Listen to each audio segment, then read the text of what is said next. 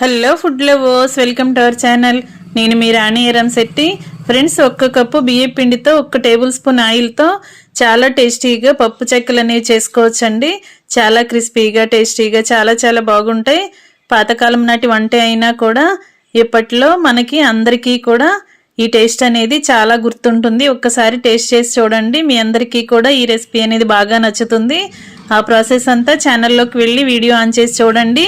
అలాగే రిలేటెడ్ వీడియోలో కూడా రెసిపీకి సంబంధించిన లింక్ అనేది ఉంటుంది, ఓపెన్ చేసి చూడండి. అందరికీ కూడా బాగా నచ్చుతుంది. ఛానల్ని ఫస్ట్ టైం వాచ్ చేస్తున్నారు సబ్స్క్రైబ్ చేసుకుని పక్కనే ఉన్న బెల్ బటన్ క్లిక్ చేయండి.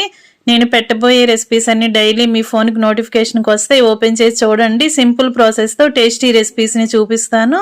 అన్నీ కూడా మన ఇంట్లో ఉన్న ఇంగ్రీడియంట్స్తోనే చేసుకోవచ్చు.